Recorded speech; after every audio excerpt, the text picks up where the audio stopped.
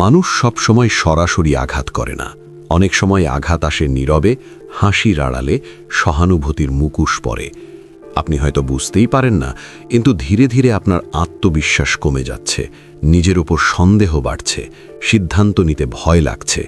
আপনি ভাবছেন সমস্যাটা আপনার ভিতরে, অথচ বাস্তবে কেউ একজন খুব পরিকল্পিতভাবে আপনাকে মানসিকভাবে দুর্বল করে তুলছে। মনোবিজ্ঞান বলছে মানসিক নিয়ন্ত্রণ বা সাইকোলজিক্যাল ম্যানিপুলেশন খুব সূক্ষ্ম হয়, কিন্তু এর লক্ষণগুলো অত্যন্ত স্পষ্ট যদি আপনি সচেতন থাকেন।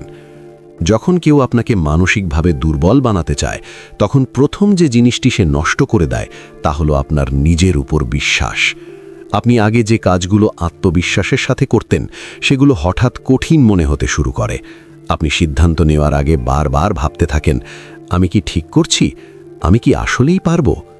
এই সন্দেহ আপনার নিজের তৈরি নয়, বরং কারো লাগাতার কথাবার্তা, আচরণ আর অবমূল্যায়নের ফল।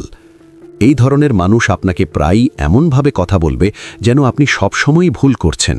তারা সরাসরি বলবে না তুমি অযোগ্য, কিন্তু এমনভাবে মন্তব্য করবে যাতে আপনি নিজেই সেই সিদ্ধান্তে পৌঁছান। যেমন, আমি হলে এটা অন্যভাবে করতাম, তুমি খুব সেন্সিটিভ, তুমি বিষয়টা বেশি বড় করে ফেলছ।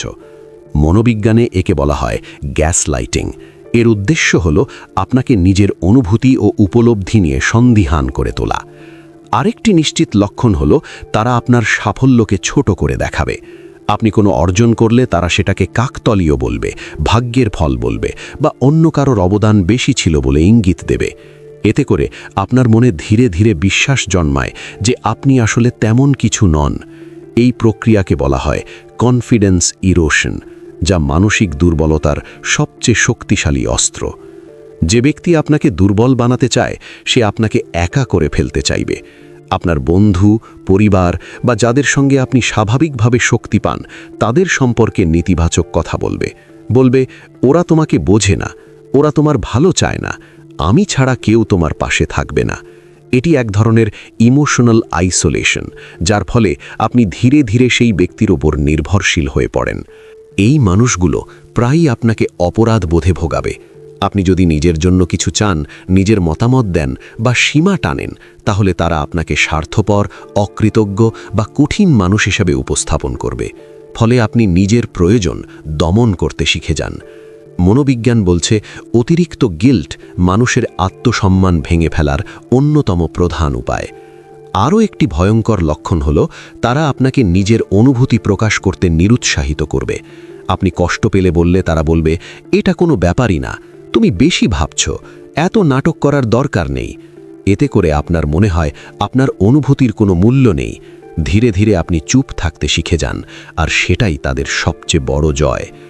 যখন কেউ আপনাকে মানসিকভাবে দুর্বল বানাতে চায়, তখন আপনার মানসিক অবস্থার ওঠানামা তাদের আচরণের ওপর নির্ভর করতে শুরু করে।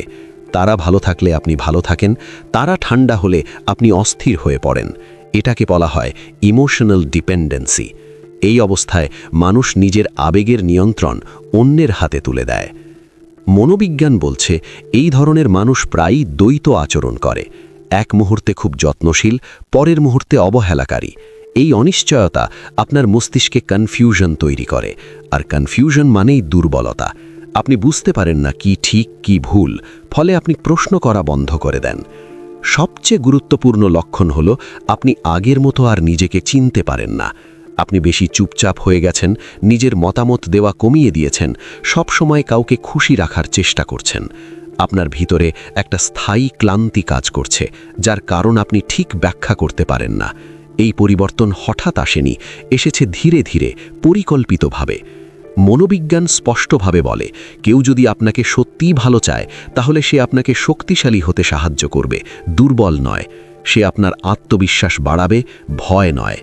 আপনাকে যদি কেউ বারবার ছোট করে, সন্দেহে ফেলে, একা করে, অপরাধ বোধে ভোগায়, তাহলে সেটা ভালোবাসা বা বন্ধুত্ব নয়, সেটা নিয়ন্ত্রণ।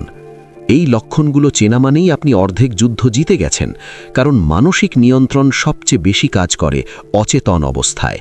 আপনি সচেতন হলে, প্রশ্ন করতে শিখলে, নিজের অনুভূতিকে গুরুত্ব দিলে, তখন আর কেউ আপনাকে সহজে দুর্বল বানাতে পারে না। মনে রাখবেন, মানসিক শক্তি মানে কঠোর হওয়া নয়, মানসিক শক্তি মানে নিজের অনুভূতি বোঝা, নিজের সীমা জানা আর নিজের উপর বিশ্বাস রাখা। কেউ যদি সেই বিশ্বাস ভাঙতে চায় তাহলে দূরত্ব তৈরি করাই সবচেয়ে সুস্থ সিদ্ধান্ত।